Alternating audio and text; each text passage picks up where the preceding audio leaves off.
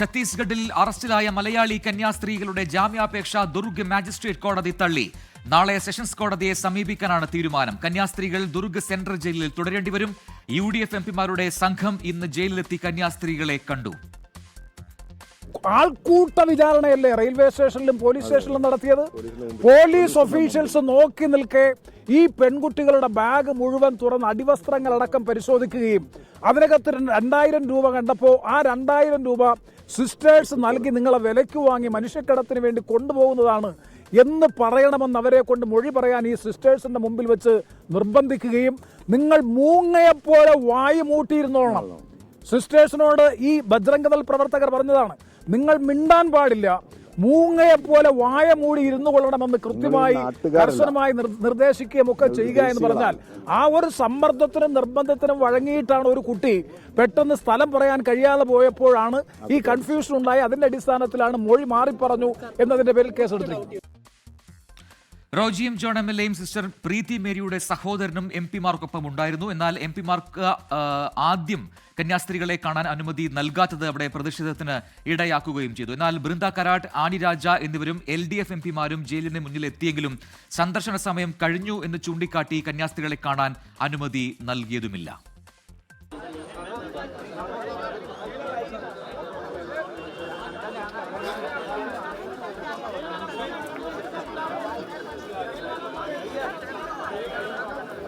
ആ സംഘത്തിന് മുന്നിൽ ജയിലിന്റെ ഗേറ്റുകൾ അടച്ച ദൃശ്യങ്ങളാണ് ഇപ്പോൾ പ്രേക്ഷകർ കണ്ടത്. അതിന് പിന്നാലെ ബൃന്ദ കരാട്ടും സംഘവും എത്തിയെങ്കിലും അവരെയും ഇതുപോലെ അവിടെ തടയുകയായിരുന്നു. മതപരിവർത്തനത്തിന് ശ്രമിക്കുന്നതിനിടെയാണ് മലയാളി കന്യാസ്ത്രീകളെ അറസ്റ്റ് ചെയ്തതെന്ന ബജ്രംഗ് ദൾ വാദം പൊളിയുകയുമാണ്. മാതാപിതാക്കളുടെ അനുമതിയോടെയാണ് കന്യാസ്ത്രീകൾക്ക് ഒപ്പം എത്തിയത് എന്നാണ് പെൺകുട്ടികളുടെ പ്രതികരണം. अभी कहाँ जा रहे थे? आगरा जा रहे थे। क्यों जा रहे थे? मैम लोग बोले कि हम लोग को लड़की लोग की ज़रूरत है खाना बनाने के लिए, प्यून की ज़रूरत है, तो हम लोग को बोले कि खाना बनाओ 2-3 साल, तब आप लोग को हम लोग धीरे धीरे ट्रेनिंग सिखाएंगे, नर्स का सिखाएंगे बोले। तो हम लोग आए। अब मम्मी पापा से भी बात हुआ तो मम्मी पापा लोग बोले ठीक है तो चले जाओ। हम लोग अभी आपके घर में जब पुलिस वालों ने फ़ोन में बात किए तो उनका कहना आपके घर वालों को हमको पता नहीं है आप कहाँ जा रहे हो? वो जीजा को पता नहीं है, लेकिन मेरे मम्मी पापा सबको पता है। कितना पढ़े हो आप? 10वीं तक पढ़े हैं। അതേസമയം വീണ്ടും ജാമ്യാപേക്ഷ നൽകുമെന്ന് സിസ്റ്റർ വന്ദന ഫ്രാൻസിസിന്റെ കുടുംബം വ്യക്തമാക്കി. അവർ അതുപോണക്കത്തെ വകുപ്പ് ആണ് വെച്ചേക്കുന്നത്. അതുപോണക്ക് തന്നെ ഈ പിള്ളേരിൽ ഒരാൾ മൊഴി മാറ്റി പറഞ്ഞു. എന്നാൽ അത് കഴിഞ്ഞ് ഇതുപോണക്ക് ആൾ കൂടിയപ്പം അത് പറഞ്ഞു, എന്നെക്കൊണ്ട് നിർബന്ധിച്ച് എന്നെക്കൊണ്ട് തല്ലുമെന്നൊന്നും എനിക്കറിയത്തില്ല, അങ്ങനെ നിർബന്ധം മൂലം പറഞ്ഞതാണെന്ന് പറഞ്ഞു എന്ന് അത് തിരുത്തി പറഞ്ഞിട്ടുമുണ്ട്. പല രീതിയിൽ നിരാശയുണ്ട്, അതിനോടൊപ്പം പ്രത്യാശയുണ്ട്. ഇനിയും കിട്ടും, കിട്ടാതെ വരികയാൽ ഇപ്പം ഇച്ചിരി ദുരിതം അനുഭവിച്ചാലും കിട്ടും എന്നൊരു പ്രതീക്ഷയുണ്ട്. അജീഷ് ജയകുമാർ ഛത്തീസ്ഗഡിൽ നിന്നും തത്സമയം ചേരുകയാണ് ഏറ്റവും പുതിയ വിവരങ്ങളുമായി. അജീഷ്, ഇപ്പോഴും ദുർഗിൽ തന്നെയാണ് ഉള്ളത്. ഇന്നവിടെ നാടകീയ സംഭവങ്ങളൊക്കെ ഉണ്ടായി, പ്രതിഷേധമുണ്ടായി. അവിടെ ഈ ജയിലിലെ സിസ്റ്റേഴ്സിനെ സന്ദർശിക്കാൻ എത്തിയ നമ്മുടെ ജനപ്രതിനിധികളെയൊക്കെ തടയുന്ന കാഴ്ചയൊക്കെ നമ്മൾ കണ്ടതാണ്. അവിടെ പ്രതിഷേധത്തിനൊടുവിലാണ് അവർക്ക് അവിടെ കയറാനൊക്കെ കഴിഞ്ഞത്. അതൊക്കെ കണ്ടു. പക്ഷേ ഏറ്റവും ശ്രദ്ധേയമായ കാര്യം കോടതിയിൽ നിന്നും ഈ ജാമ്യാപേക്ഷ അത് നിരസിച്ചിട്ടുണ്ട് എന്നുള്ളതാണ്. അതിന് ഒരുപക്ഷെ കാരണം അത്രയും ഗുരുതരമായ വകുപ്പുകൾ ചേർത്താണ് ഈ കേസ് എടുത്തിരിക്കുന്നത് എന്നുള്ളത് തന്നെയല്ലേ? അപ്പോൾ ഇനിയുള്ള നടപടിക്രമങ്ങൾ എന്താണ് ഇപ്പോൾ ഇതുമായി ബന്ധപ്പെട്ട് നമുക്ക് ലഭിക്കുന്ന പുതിയ വിവരങ്ങൾ? അതിൽ ഏറ്റവും ശ്രദ്ധേയമായ കാര്യം കേരള ഘടകം, BJPയുടെ കേരള ഘടകം ഈ ഛത്തീസ്ഗഡ് സർക്കാരിനെ തള്ളി രംഗത്തെത്തിയിട്ടും അതിൽ ഒരു നിലപാട് മാറ്റം പറയാൻ അവിടെ ഛത്തീസ്ഗഡ് സർക്കാർ തയ്യാറായിട്ടില്ല എന്നുള്ളതാണ്. വിവരങ്ങൾ എന്താണ് അജീഷ്?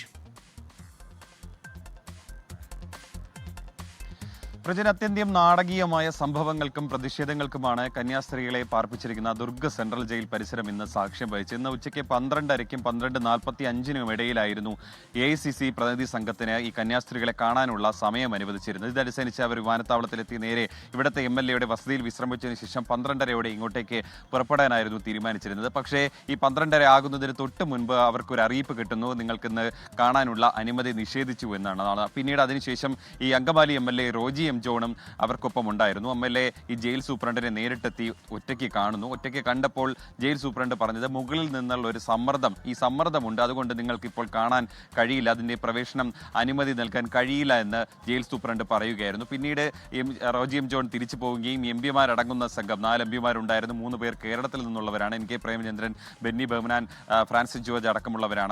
അവർ വീണ്ടും തിരികെ എത്തി ഈ ജയിലിന് മുന്നിൽ പ്രതിഷേധിച്ചു. ധർണ നടത്താൻ പോലും ഒരു സമയത്ത് തീരുമാനിച്ചിരുന്നു. അവിടുത്തെ പോലീസ് ഉദ്യോഗസ്ഥരുമായി ചെറിയ വാക്കുതർക്കമൊക്കെയായി. പിന്നീട് അകത്തേക്ക് പോയ അവർ പിന്നീട് ജയിൽ സൂപ്രണ്ടുമായി വീണ്ടും സംസാരിച്ചതിന് ശേഷമാണ് അകത്തേക്ക് കയറാനായത്. അത് ഛത്തീസ്ഗഡ് മുൻ മുഖ്യമന്ത്രി ഭൂപേഷ് ബാഗലിന്റെ അടക്കം ഇടപെടലിനെ തുടർന്നാണ് വീണ്ടും ഈ കന്യാസ്ത്രീകളെ കാണാനായത്. 2 മണിക്ക് ശേഷമാണ് അവർ കന്യാസ്ത്രീകളെ കയറി കണ്ടത്. കന്യാസ്ത്രീകൾ ഇവരോട് വൈകാരികമായാണ് സംസാരിച്ചത്. കാരണം തങ്ങൾ തെറ്റൊന്നും ചെയ്തിട്ടില്ല. ഈ കുട്ടികളുടെ ഇവർ പോലീസും ബജ്രംഗദളും അടക്കമുള്ളവർ പറയുന്നത് എല്ലാം നുണയാണ്. കാരണം ഈ കുട്ടികളുടെ കയ്യിൽ രേഖകൾ ഉണ്ടായിരുന്നു, ID കാർഡ് ഉണ്ടായിരുന്നു. അവരെല്ലാവരും തന്നെ പ്രായപൂർത്തിയായവരാണ്. മാതാപിതാക്കളുടെ അനുമതിയോടെയാണ് അവരെ ഇങ്ങോട്ടേക്ക് കൂട്ടിക്കൊണ്ടുവന്നത്. പക്ഷേ തങ്ങൾക്ക് നേരിടേണ്ടി വന്നത് വലിയ മാനസികമായിട്ടുള്ള പീഡനമാണ്. ചില പുറത്ത് പറയാൻ പോലും പറ്റാത്ത ഭാഷയിലായിരുന്നു തങ്ങളെ സമീപിച്ചത്. മിണ്ടാതെ ഒരിടത്ത് അടങ്ങിയിരിക്കണം, മുങ്ങേപ്പോലെ ഇരിക്കണമെന്ന് ബജ്രംഗദൾ പ്രവർത്തകർ ഭീഷണിപ്പെടുത്തി തുടങ്ങിയ കാര്യങ്ങളൊക്കെ പറഞ്ഞിരുന്നു.